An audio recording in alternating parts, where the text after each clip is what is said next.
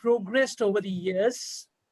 And last but not the least, number four, from time immemorial, be it during the Mughal times, be it the British times, or be it the post-independent time, has Bengal and Delhi been at loggerheads. So this would be the starting point, and I'm sure they could contribute. And when my turn comes, I will also do that. Thank you so much, sir. Thank you very much. Colonel Bakshi, well-known political activist and now a social activist. Colonel Bakshi, please.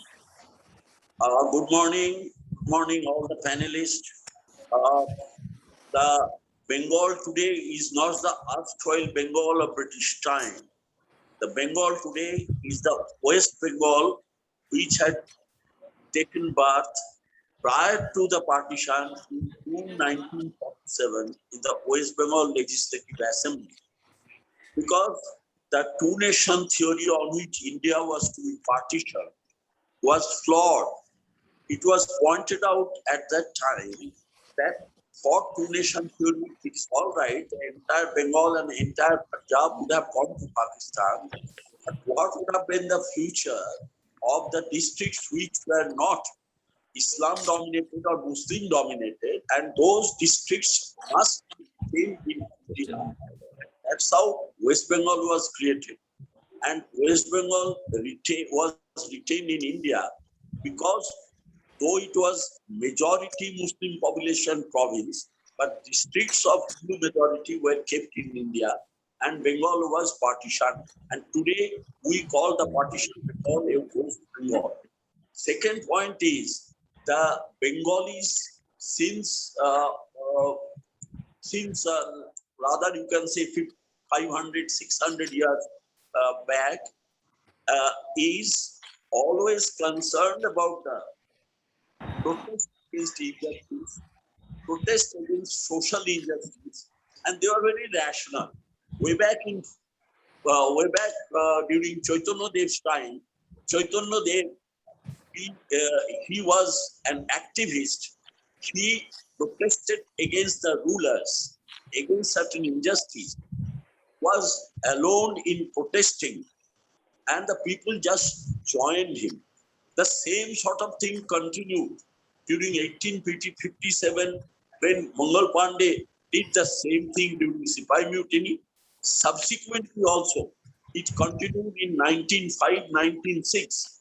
For 6 long years, Bengal without any arms backup continued their struggle against the British rulers and prevented Bongo. It was not only through Raksha Bandhan or other thing. It was the Bengali might of protest, Bengali argumentative nature. So that way, it was the knowledge-based Bengal, which is known as West Bengal today. Now, what has happened today is basically over-politicization which has taken place. This over-politicization has made Bengal a sort of anti-establishment people. And that anti-establishment mindset is creating havoc so far our economic present situation is concerned. Now that has to be changed so that we can advance economically, we can advance in a better fashion, having sort of convergence with the rest of the people of India. That is the first thing which I would like to say. Thank you. Thank you very much, Colonel Bakshi. Tausif, your time begins now. Thank you, Opishaji, and good morning to everyone. The topic that we are talking today is very simple, and I will keep it simple. Political, economic, and social situation in Bengal. If we have to talk about it today, then we need to really see where we were in the past few decades and where we are today, and whether we have progressed or we have regressed in terms of the political, social, or economic situation.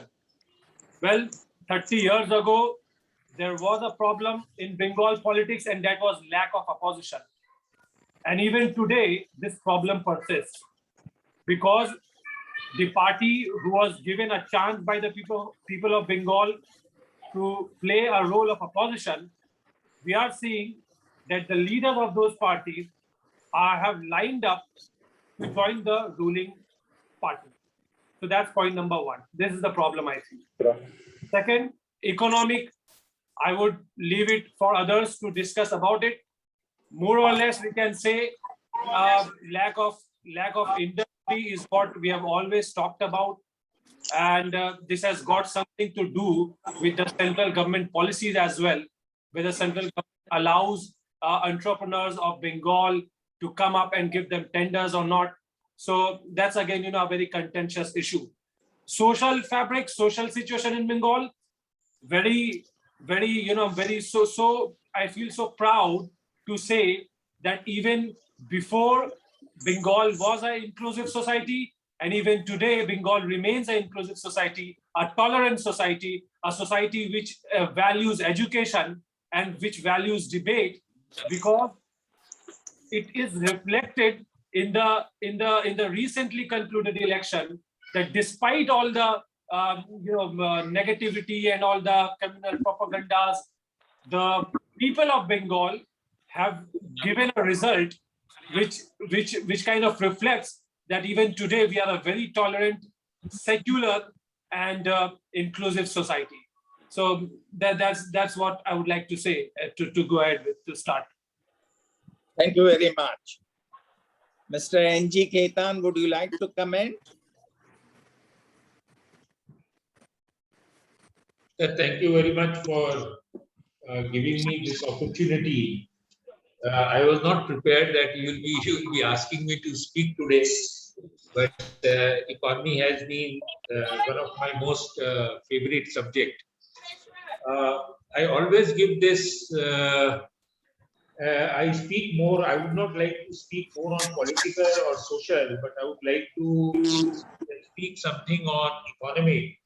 I gave this instance that I was holding a board meeting in Bombay, and this was quite a long time back before Atal Bihari Vajpayee became the prime minister. And in that board, I had Ramakrishna, and in that board, Ramakrishna Hegde was my co-director. So while the board meeting was going on, Ramakrishna, somebody came and handed over a card to Mr. Hegde. And Mr. Hegde asked that particular bearer to wait, asked that gentleman to wait because my board meeting is going. After the board meeting was over, Mr. Hegde went to meet that gentleman, and after 10 minutes, after the board meeting, there was a luncheon. So he asked that gentleman to join us for luncheon, and then he introduced us that he happens to be the industry minister of Karnataka, and his name was Mr. Deshpande. And while we were having lunch, Mr. Hegde asked that what brings him to Karnataka also. So he gave his itinerary, and the itinerary included, he's going to different industrial houses and meeting the chairman of the different industrial houses at their own offices for setting up of industry, setting up the industry in Karnataka. So you see what Karnataka is today is of the proactive nature of the industry that, calling upon the industrialists to set up the industry in Karnataka. I know the another instance when the Birla Tire was to be established in Kharagpur, and I remember, that time Balasore was the area which Mr. J.B. Patnaik had decided that he will make it into an industrial hub. So he flew all around from Bhubaneswar to Calcutta, and straight went to the Birla Park and persuaded Mr. Birla that he must put up his Birla Tire plant in Balasore instead of Kharagpur. And if his executives comes to Bhubaneswar, everything will be sorted out within an hour. Land, electricity connection, water connection, everything would be given. And that's how the Birla Tire plant was set up in Balasore. As you know that, the West Bengal, the biggest hurdle is that we are not very proactive as far as industry is concerned.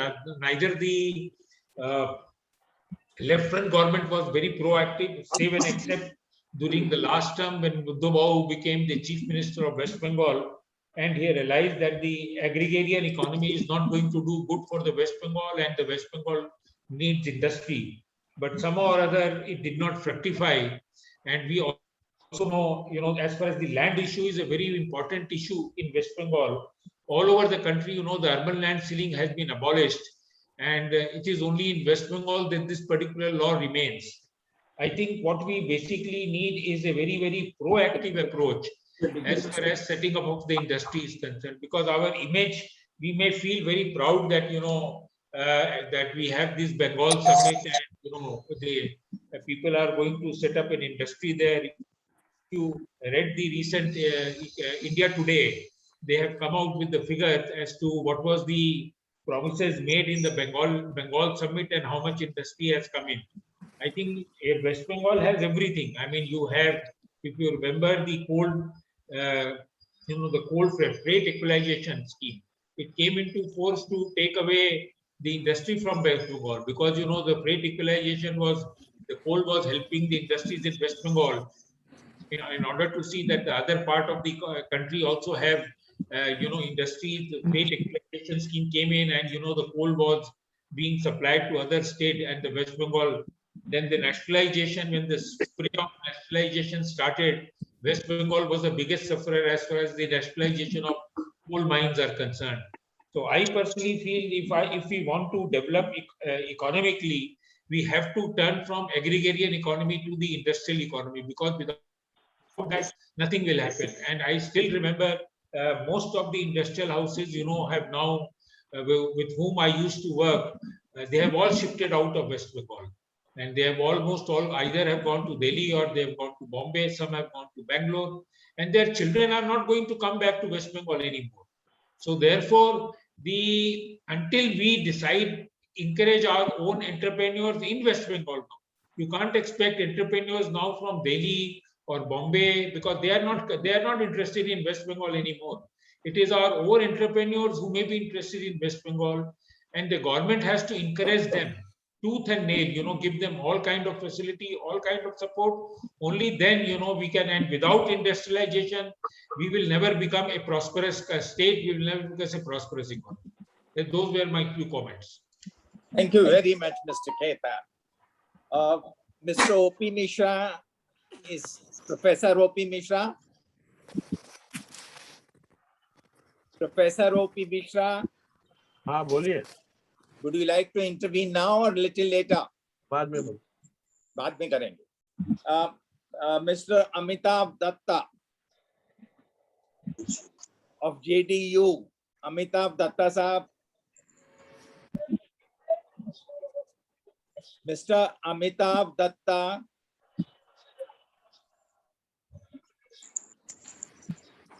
I just saw him.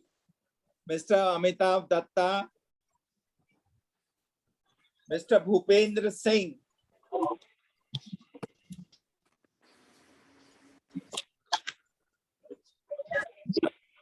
Mr. Bhupendra Singh Bashar. Bashar sir. Yeah, yes, please. sir. Normally, when I would just like to comment on a part that whenever we talk about the economic growth, we generally focus on the current scenario. Most of the time, the sustainable model of bread earning is seen missing from the agenda. Just a minute, let me just put on my camera on. Yeah. So the sustainable model of bread earning is seen missing from the agenda. For economic growth, we certainly need opportunities, resources, but a peaceful environment is must, and a strong framework of social justice along with a professional approach is required. Though there will be buildings, though there will be resources to set up an industry, but if the feeling of insecurity is there, it is difficult for an industry to sustain. Bengal has very rich environment, lot of means this iron ore, coal, and all this was available here, which would have provided a large resource along with the railway network, the seaports and all. But still, we are lagging somewhere. I think the government needs to focus on the social environment more than other things. We have been speaking to people outside from the state. They just keep on commenting that if we go into Bengal, there will be a union problem. Is the environment still same, or people are getting proactive towards the economic growth? So I will just like to conclude with this only, that the social environment needs to be improved. Thank you. Thank you very much. You want to say something, Colonel, now? Colonel Bakshi, would you like to add anything? It's like this, that the getting land for the industry in Bengal, that scenario has changed of late. The government possibly has learned the lesson after Singur and has started easing that land procurement thing, as well as now the government is thinking of giving 5 acres of land sanctioned to the industrialists to have their own park and not much of regulation. That is number one. Second is about the social consciousness. It is all right that rest of the administrative problems have been sorted out. One window is there, e-governance is there. So with all these changes coming, I don't think it is anymore that problematic as it used to be during the leftist time to start the industry here. Now, after the digital things with innovation and then startups in Bengal, now it is the idea to start their business in Bengal. So far, innovative startups are coming. Thank you. Mr. Moitra. Hello. Sir, You wanted to add? no, sir. Sir, I think Khaitan Saab and Bhupinder Singh ji, they are very, very senior people, and they have looked at different perspectives. And I think I would like to address, first of all, I would like to thank one of the very, very bright but the youngest mind out here, Tausif, for talking about Bengal as a very inclusive society. Tausif, that point is very well taken amongst all of us. That's one. But coming to Khaitan sir, what he just mentioned. Now, he spoke about two things. He spoke about proactivity. I think that's a very, very important word. That's not a loose word that he mentioned. It's very, very proactive word. So sometimes we need to travel 5,000 miles also for a 5-minute meeting to show that how serious we are about attracting investments to our state. Because today in the post-liberalization era, each state is competing with the other state to attract investments. And each government, we are not discussing political parties out here, we are only discussing governments. So the government can only do that much with the condition of the balance sheet of the respective state governments taking a beating. It might be difficult to offer great fiscal incentives to industry to come in, because that will seriously puncture and rupture the balance sheet of a particular state. That's one. But while he also mentioned about the Urban Land Ceiling Act, that's a very important point, because 24 I think that 24Y is a important issue. But I think the government of West Bengal is doing a very good job nowadays, because it's handling it on a case-to-case basis, right? So while it does not allow land sharks to be using that model to grab land in the name, but very, very serious players can contact the state government today, and I'm sure that particular issue could be resolved. So the proactive part, very well taken. As far as the Urban Land Ceiling Act and the 24I is concerned, that's also important. Third, what Bhupinder Singh sir said, he was talking about the perception or the imaging. Now, I think collective bargaining as a right is not bad, because if the industry could have syndicates where I have worked for, because I'm also a man of syndicates, to be very, very honest, because I've been the directors of CIIs and the NASCOMs and the FICCI. So they were also syndicates that I worked for. So if that's a syndicate for the corporates, there could be certain collective bargaining or negotiation rights of the people who are there. I think the industry, the smokestack mindset of the industry also needs to be put in the back burner.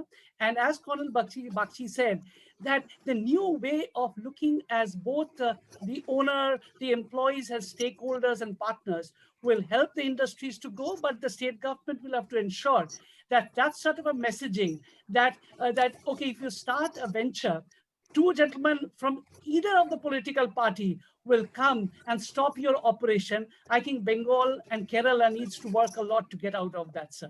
Thank you, sir. Thank you very much. Professor O.P. Mishra, please. All right. Professor Mishra. Okay. Well, he needs no introduction. Thank you, Mr. Shah. I'm audible. Yes. I'm audible. I'm visible. Right. Okay. Yes. Shah, you very habitually, on a regular basis, past 10, 15 years, have been organizing meetings on subject areas of public importance with regard to our state, West Bengal, as well as the national issues, and particularly your role continue to highlight aspects and issues related to Kashmir is really commendable. I have had opportunities to be associated with some of your programs, and here we are, and you have chosen a very wide social, economic, and political aspects related to West Bengal. Well, I think it is an interaction rather than a seminar sort of a scenario today, and it is in this context and from that perspective I shall approach the topic that you have set out. Now, I'm not going to give you any structured presentation or something like that, but then few things which we take for granted uh, is necessary to be unraveled. Now, Kaushik mentioned about the social inclusion aspect, and at a very formal level, and at a what you may call a macro level, what he says is so very correct that we are quite inclusive. However, I thought it necessary in order to generate discussion also that we should think in terms of what is going on in Bengal past about 30 years and try to posit that in the context of today. My own understanding is that the social inclusion is available, it is possible, and it is broadly practiced only at the macro level. At micro level, this actually does not stand. Since 1989, 1990 period, West Bengal has seen a communal fervor, a rise of communal fervor, which was contained because of the pan national and pan secular ideological Bengal, whether in the under the umbrella of the left or whether it is under the umbrella of the opposition that time in Indian National Congress. However, at the micro level, this actually is not correct. I'll give you an example. I teach and associated with Jadavpur University. How many Muslims are employed in Jadavpur Union? Nothing. Before 2011, no. Now it has increased because of the insistence on OBC A quota. Many of you may have read, I'm sure that all of you have read about the report by the Prakrit Trust. One, we know that, of course, such a committee, but then there was yet another report in 2016 by Amartya Sen's group about the living conditions of Muslims in Bengal. And then they have gone into, the size of the courtyard and uh, beds in hospitals in Muslim-dominated blocks. Situation is very abysmal. It is not all that good. Why it is so also needs to be understood, because there is, whether we like it or not, our society also has a quite a healthy or rather unhealthy dose of communal sentiment, and this is how gets reflected at the micro level at many uh, in many contexts. And so, therefore, as academicians and intellectuals, we should not ignore it. Now, of course, I would say that our situation is one of the best in the country. Then that does not preclude me, that type of a situation or articulation I can present before the media and in public gatherings and so on. But then that was only at the macro level, not at the micro. Casteism is also very strong here. In fact, if you compare the advertisement for matrimonial alliance, they compare West Bengal, say Anandabazar Putrika Sunday matrimonial advertisement, and say you do it with Patna and Lucknow and Chennai and Bangalore, some leading newspapers, you will be shocked. Yearning for matrimonial alliance within particular caste and within, people from some erstwhile districts of Bangladesh and so on is quite high here in Bengal. It is all under the carpet because of the tradition of the left ascendancy here, as well as a very dominant secular formation like Indian National Congress.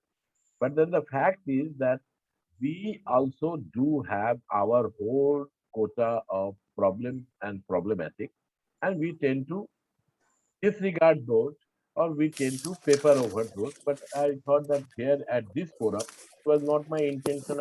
I even did not think that I would be speaking in this, but I thought that I should speak my mind out because all that we are my friends only here. So I thought that I should. Reference to economy. You see, of course, I am not an economist and I would not understand the dynamics of economy uh, the same way as someone very competent like Professor Wu. But there are two things I thought that I should point out. One is that, when we are talking about industry, uh, in what particular reference are we talking of industry? The conceptualization related to industry that most people have is actually something that passed its expiry date in the 1990s.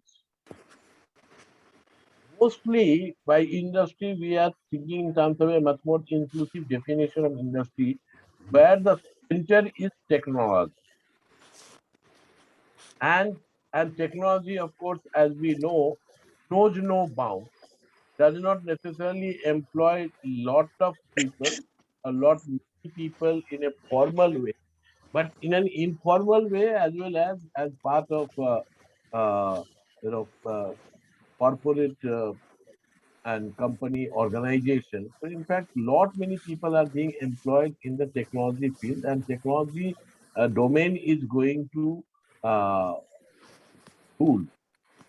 And all this was very well articulated, rather written down in a remarkable way. Uh, a book that has always influenced me, a book called Future Socks by Alvin Toffler. It is basically a science book. It's a science of future based on reasoning and how technology is going to unfold and create and recreate itself. And it is in that context that I find that that's actually happening. And India is a beneficiary and a contributor. However, the the distribution is not all that equal because we were at one point of time in the 50s, we were much ahead. Now others have been able to catch up, and we actually have also, in certain respects, we have lagged behind.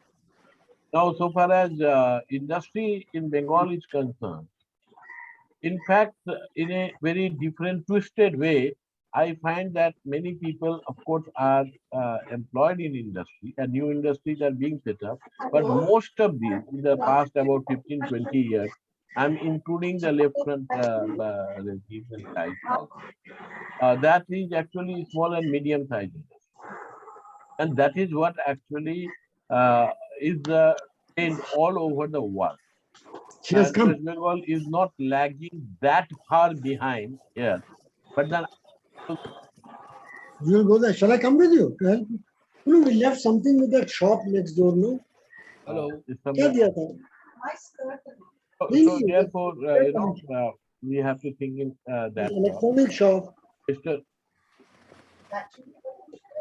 I hear some Did you give noises. that? Something I gave उसका number लिखा हुआ था. This वो तो नहीं था. हमारा वो grinder. Please. ये सबका कर देंगे.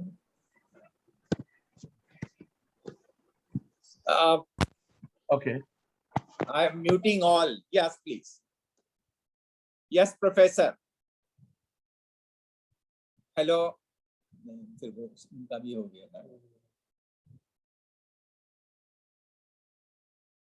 Professor O.P. Mishra, unmute.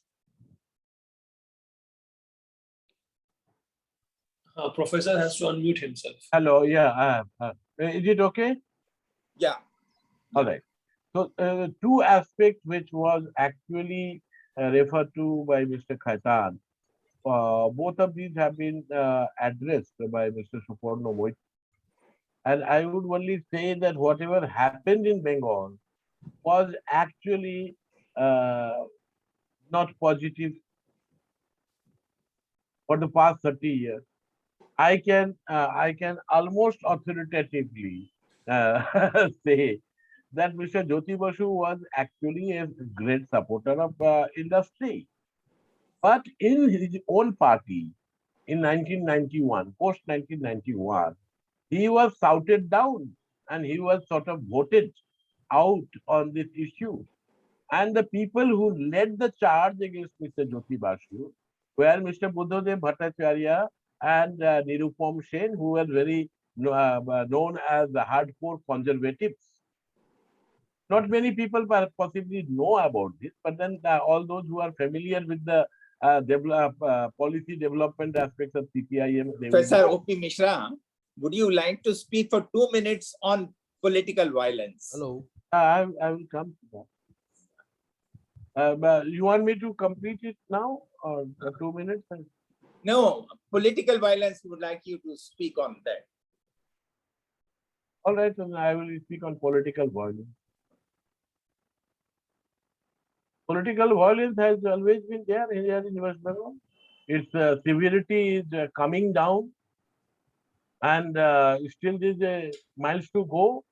People used to be killed. This is from 1960s. This is a legacy, and this is a most inglorious legacy, and it should come down. It is not coming down. That is not correct. It has come down substantially. but we have miles to go. There have been violence in Bengal after this election as well, and violence has been perpetrated by both the sides at the local level. So far as the BJP is concerned, there was a sanction for violence from BJP by its top leadership. So far as Trinamool Congress was concerned, it was complete caution and it was complete warning from the top side. But so far as the ground level is concerned, of course, violence has been perpetrated by both the sides. However, because of the notionally national media, the violence that was suffered by the BJP supporters that has come to the light, and violence that has been suffered by the Trinamool Congress workers that has not come to the fore. In either case, what we have come to know about this so-called NS National Commission of Human Rights and not even commenting on the composition.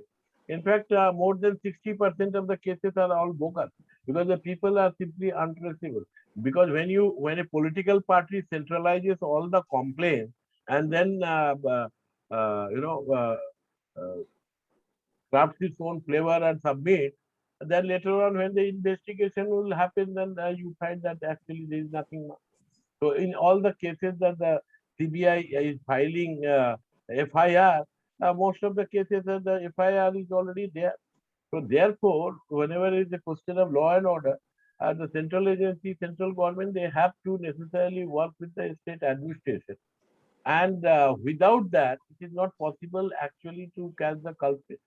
And I'm pretty sure that all those who are involved in violence, whether on the side of the Trinamool or on the side of the BJP, principally due to formation, they will be booked and they are being booked. But right now, what is happening? Yesterday, uh, uh, horrible, uh, police action took place in Darang district of Assam.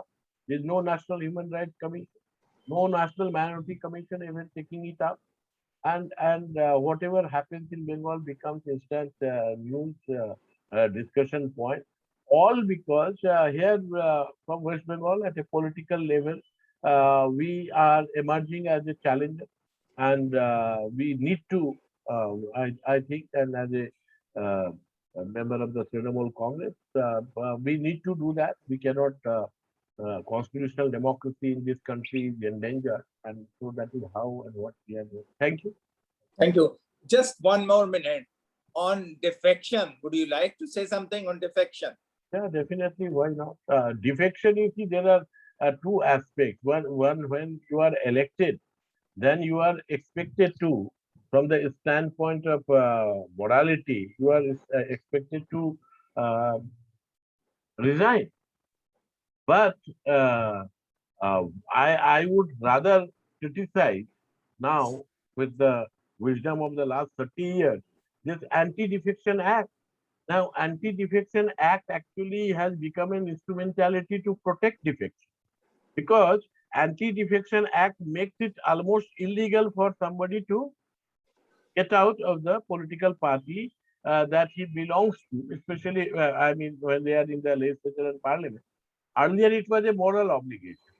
Now it is a legal obligation. And so therefore, whenever there is a law, and you have many different ways to skirt the law.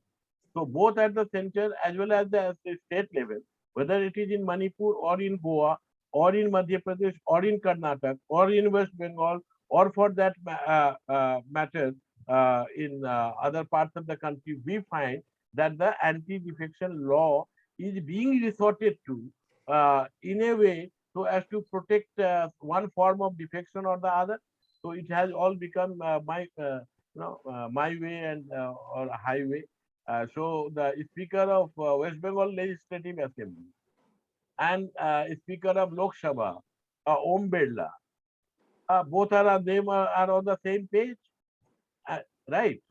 Because there are defections have taken place and action is not forthcoming. Now the Speaker is supreme so far as the House is concerned, whether at in the Assembly. So unless you introduce a newer interpretation, a creative interpretation, so as to bridge the loophole, you are not going to get out, because somebody or the other has to take a call to the speaker, and the speaker, they are taking their own action. Now, for example, Lok Sabha Ethics Committee, they never convened a single meeting on some of the conduct of the some of the members of parliament involved in corrupt act or accused of corrupt act, right? Or similarly, say Mr. Shishir Odhikari, he has joined BJP, but he continues to be the Lok Sabha member of parliament from Purbo Mednapur, right, from Kontai parliamentary constituency. And Thank- similarly, we have cases here in Bengal. So in both the cases, it is the speaker's domain. We cannot say much, and people thinking that the courts can interfere.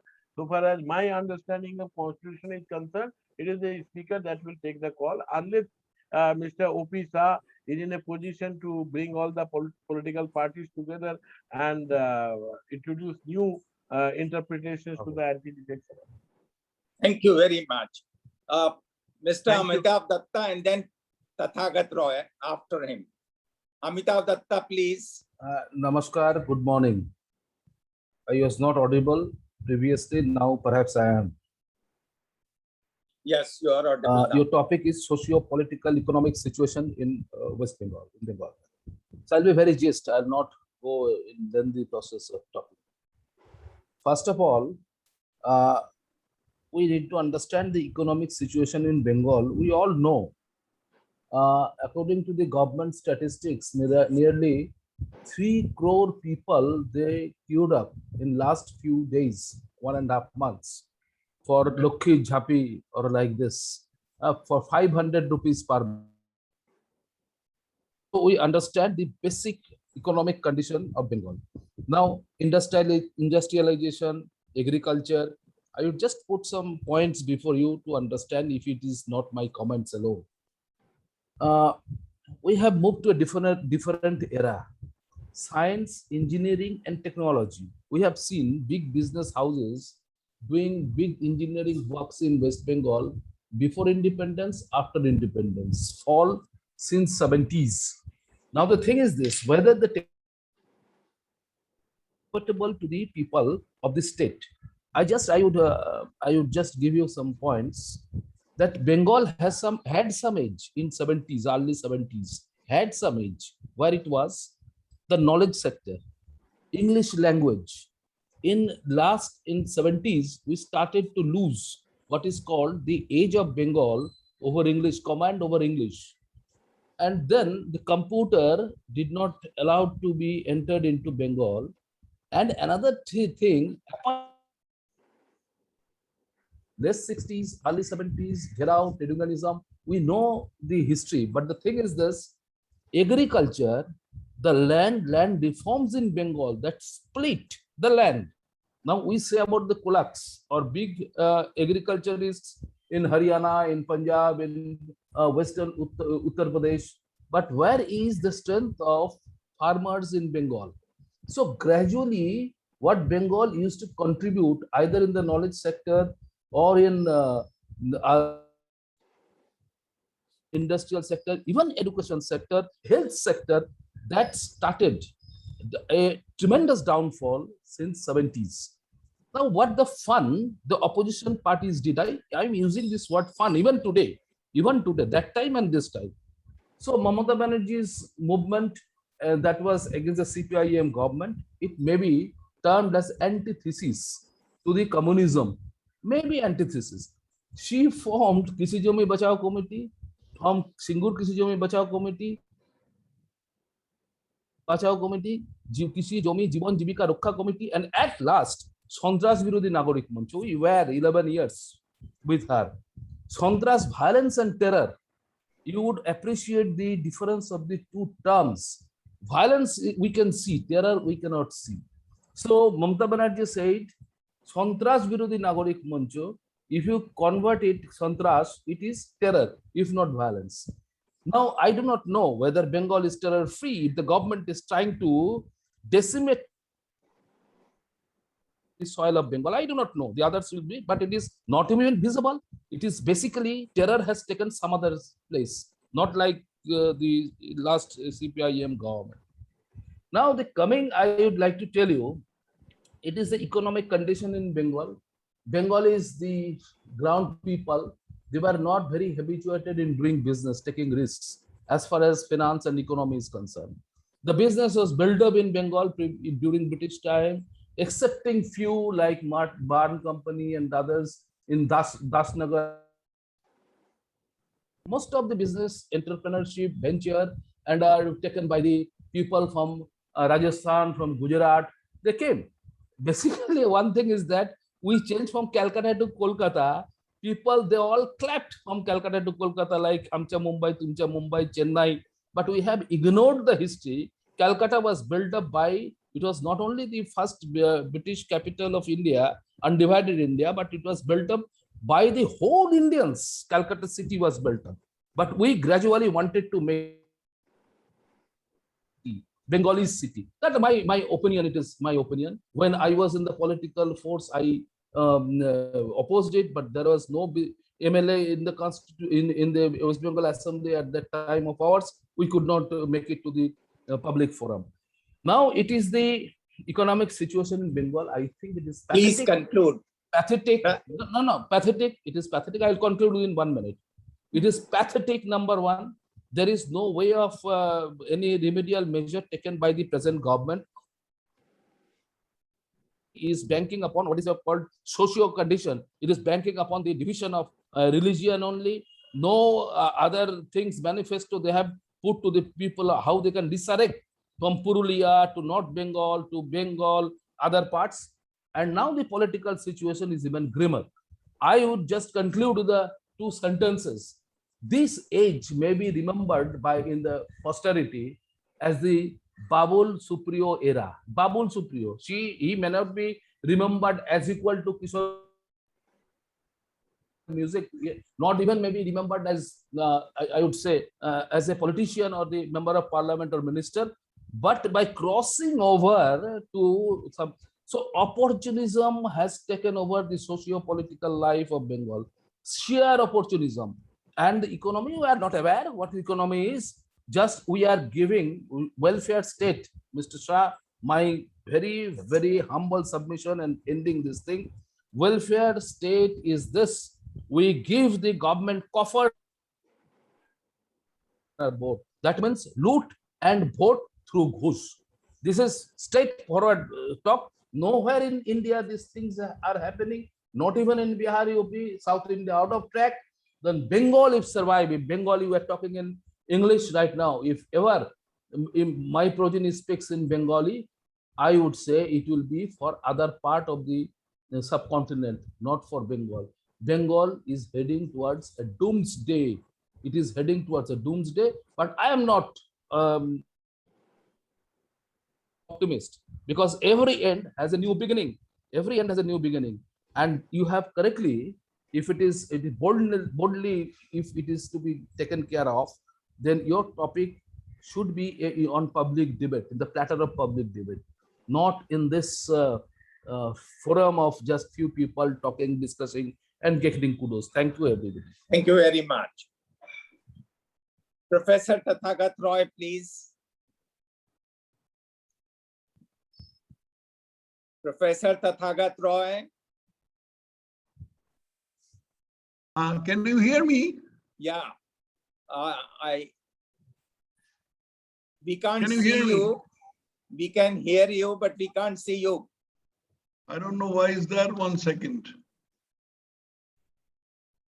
Hello. Yeah. I think you can see me I now. hope, yeah.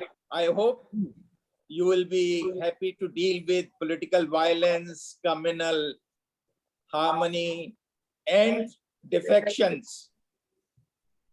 Professor Tathagat Roy, please. No. First thing, namaskar to everyone. And thank you for giving me an opportunity to speak at this forum. I am sorry that I am not keeping very good health this morning, and therefore I'll try to be very brief, and I will not be able to carry on with this thing after I conclude. Anyway, I will not speak on defections or any such political issues.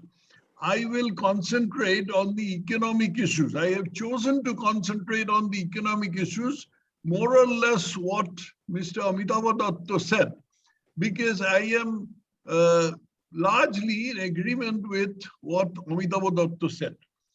What Amitabh Datta said is correct, that West Bengal has reached an economic nadir. I am not sure if it has reached an economic nadir, whether it is going to go down further. It is difficult to imagine how a state which was at the very top of the rung at the time of independence has gone down this far in such a short time. Only some 70 years, it has gone down almost to the bottom of the ladder. But it has gone down. There is no question about that. And I will try to very briefly analyze how it has gone down, by what process, and what the outcome is likely to be.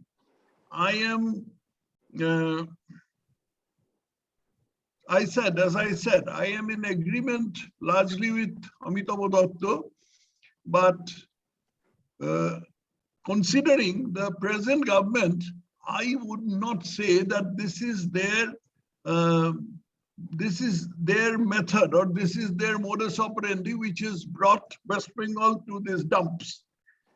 What the present government, Mamata Banerjee, actually, because the present government consists of one person, the rest are merely lackeys, no more than that. Mamata Banerjee, what she has done is not something original.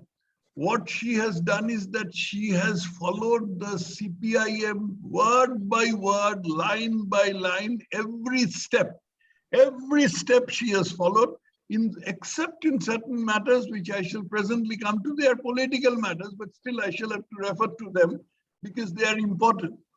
Now, what did the CPM do? Let me go into that. We had seen from 1977, when the CPIM came to power and were firmly in the saddle, they started dismantling the industries in the state. How did they start dismantling? There are certain methods that they had followed. They had also taken a conscious policy of bringing down the state economically, reducing the state to a level of poverty that the state had not seen earlier, reducing the level of employment or enhancing the rate of unemployment to unbelievable levels. And subsequently, Mamata Banerjee, as I said, blindly copied them. Now, how exactly did the CPM do it, and why? The more important question is, why did they do it? Because normally we know that a government is supposed to strive for the economic upliftment of the country, or any state or any part of the world that they govern. Now, why do Mamata Banerjee and why did CPM try to bring the state down to this level? The reason is that they know that first thing they know that they are incapable of bringing in industries or increasing employment in the state. It is impossible, it is beyond them for two reasons. For the CPIM, it was beyond them because it is against their policy. They knew that they could never come to power in the center. They could never really wield much the real power. So what they could is to make things to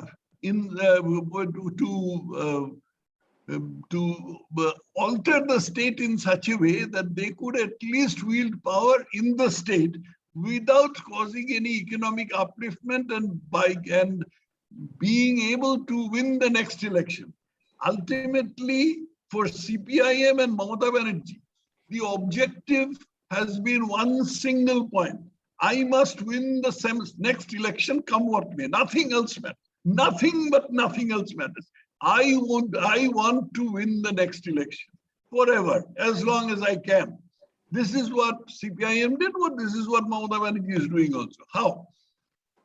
When you are not capable of bringing about economic development, what you do is you try to pull the economy down. Now, anyone who is familiar with the concept of Maslow's pyramid would know what it means. Maslow's pyramid is a concept which was created by a management scientist, Abraham Maslow, who had stratified human needs in 5 levels. The lowest level was physiological needs. What are physiological needs? Basically, roti, kapda, makan. The second were safety needs. That is, roti, kapda, makan is assured for today, but safety needs required roti, kapda, makan assurance for tomorrow. Then third are social needs. Human beings want to interact with other people. If they interact, then certain other things will happen, is that they will form opinions, they will try to influence other people, all these things. The fourth level is esteem needs. When people want to be proud of themselves, people want to be proud of doing something, and they want to make money and be proud of making that money also. And the fifth level is self-actualization needs, which is not reached by most people. Now, the objective of CPIM and their copyist, Mamata Banerjee, has been to keep the people confined to the lower 2 levels of needs. If you keep people confined to these lower 2 levels, that is roti kapda makan for today and roti kapda makan for tomorrow, you do not permit them to go to higher needs. Because one of the basic rules that Maslow had postulated is that in order to go to a higher level of need, the lower level need must be satisfied. But if you keep people confined to a lower level need, then higher level need will not arise. And it is much easier to keep people confined to the lower level needs. And at those needs, at those levels, you can throw just crumbs at them. You can throw crumbs at them and draw satisfaction from them. And in that process, you can win the next election, which is the central objective. Now, what we are seeing with Mamata Banerjee, these things like Lokhir Bhandar, these people queuing up for 500 rupees, a piddling, measly sum of 500 rupees. Can you imagine people queuing up for that, in making enormous lines in these times of COVID? They are doing it because they have been reduced to the lowest level of needs. And lowest level of needs make them accept these such piddling sums, such piddling alms, the stuff that you give to beggars. And by that, they achieve the objective of winning the next election by doing very little. If they were allowed to go to the third level of needs, that is social needs, things would have been different, but the entire point is not to let them go. Now, how did the CPM do it? CPIM did it, as Amitabh Datta has correctly pointed out, that we had a certain level of competence in learning English, which had put the people of West Bengal at a higher level. And CPIM deliberately robbed the people of that by stopping them from learning English.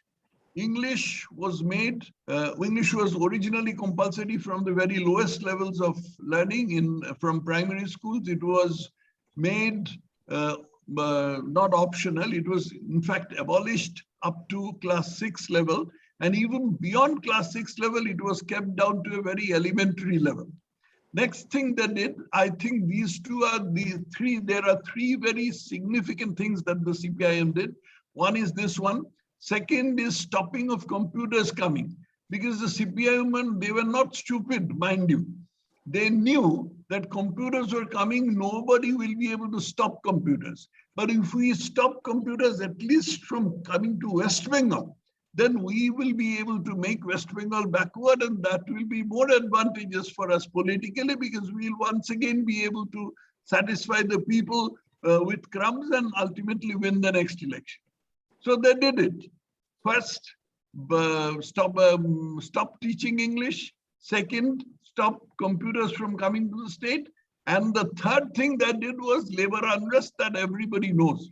It goes on with it matches with their concept of class struggle, which Marx had postulated, and which the whole world, including China, have thrown to the winds. They've thrown it to the gutter of history. But Bengali communists, Bengali leftists persist in it. And these three things brought West Bengal to the lowest possible level. But at the same time, they knew that there was a vociferous middle class which might make trouble about it. So Jyoti Basu started going abroad every year. It served two purposes. One is that it was a lot of fun going to Europe and North America. He did not go to Cuba. He did not go to North Korea. He went to the capitalist countries of Europe and North America, and there he enjoyed himself and came back saying that I was trying to bring in NRI or non-resident investors. He was actually trying to do no such thing. He knew perfectly well that no such thing is possible. But he was going through the motions so that people could be fooled for some time. After all, you can fool some people for some time. The next thing that happened was that Jyoti Basu became so unpopular, because you can't fool all the people for all the time. Jyoti Basu became unpopular, and he was promptly replaced by Buddhadeva Bhattacharya.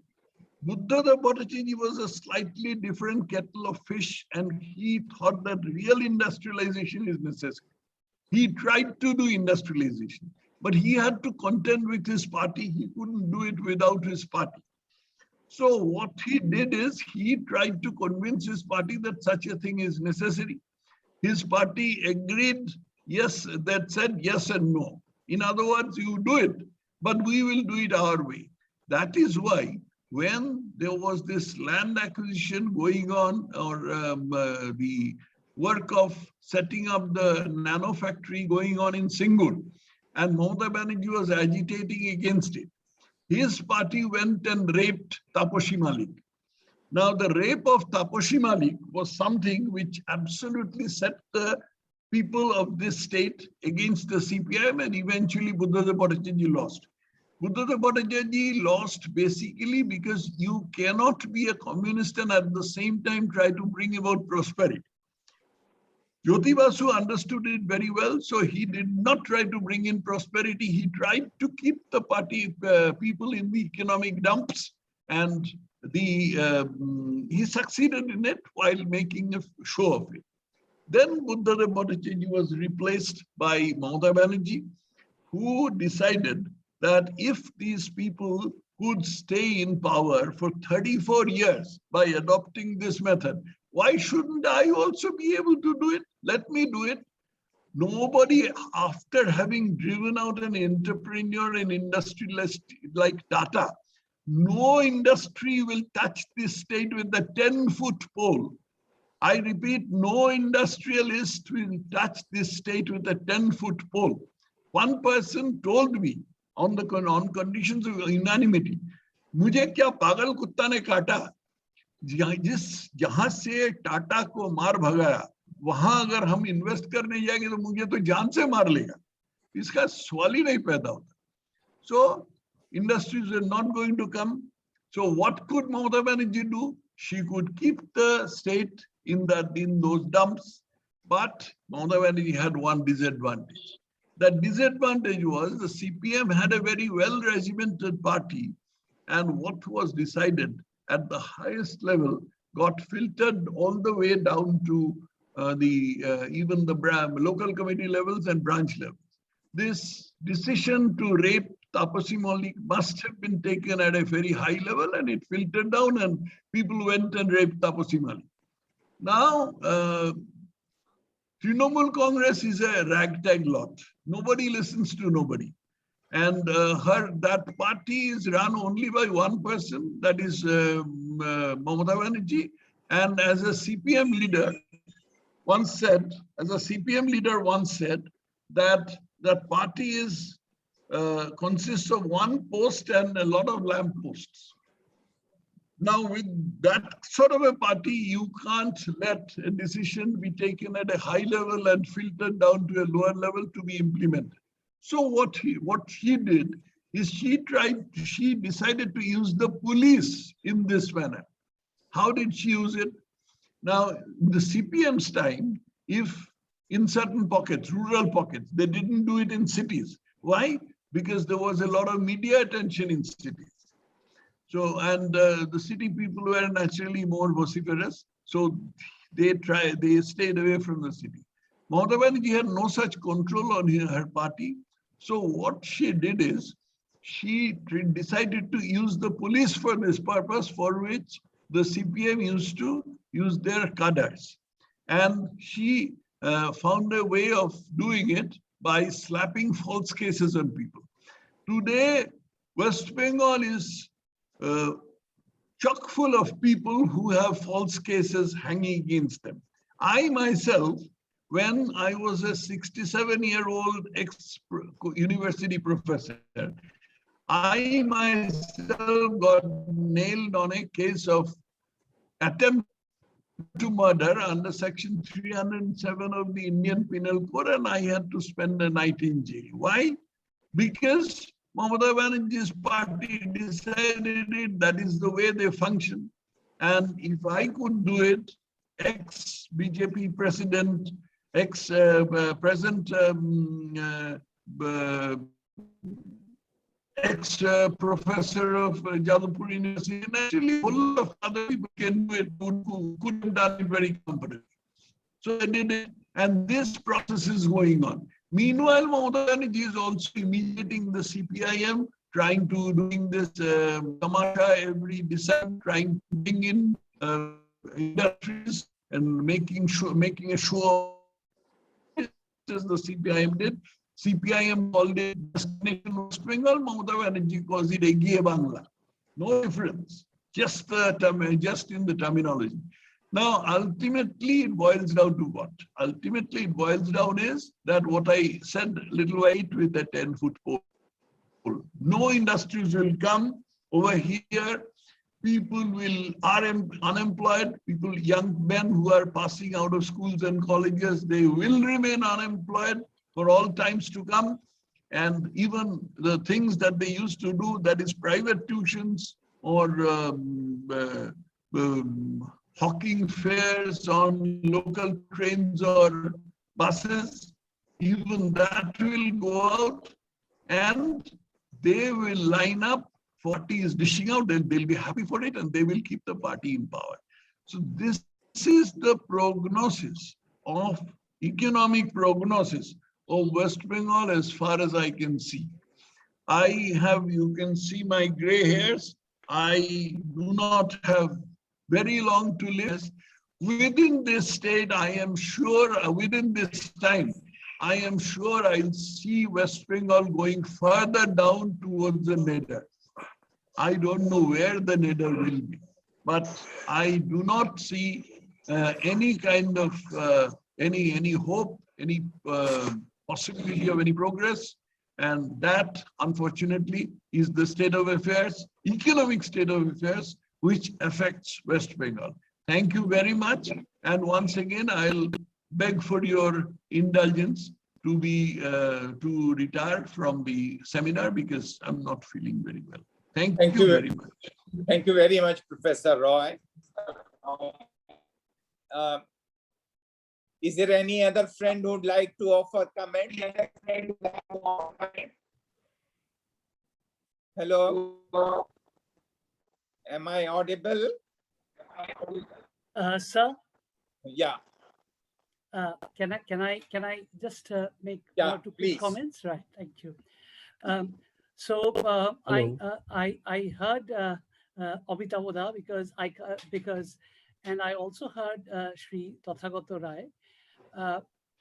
While he had all of us today, courtesy you, sir, we are all from Bengal, and we are all concerned about the well-being of Bengal. So that's why we have assembled together to discuss that. Uh, it's important to understand because we are not discussing Communist Party of India, Marxist, or Trinamool Congress, or any other party.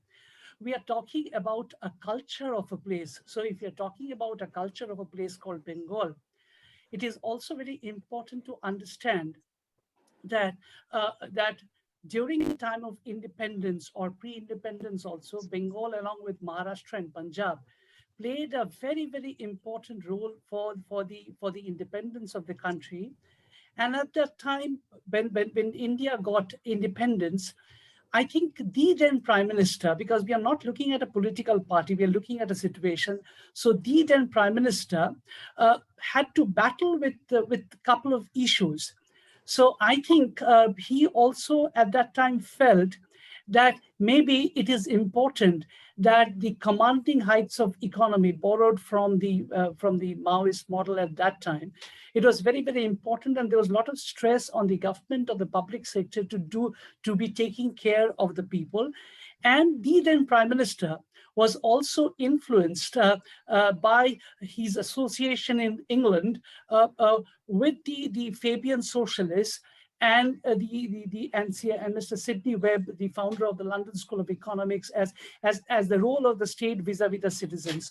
So I think that has got to do a lot with regard to the DNA of a particular place, that we feel that the state needs to take care of that. And that is why the fight today is between two models. One model is of entitlement. When we expect the state to be delivering certain things, we take it as a right. And there is another school of thought which talks about empowerment, that no, it is not your birthright, you'll have to work for it. So we are fighting two domains. One is entitlement and the other is empowerment. Now, Professor Roy, Tathagata Roy, also spoke about Abraham Maslow and the hierarchy of needs. But I think due to his indisposition, he possibly could not spend much time.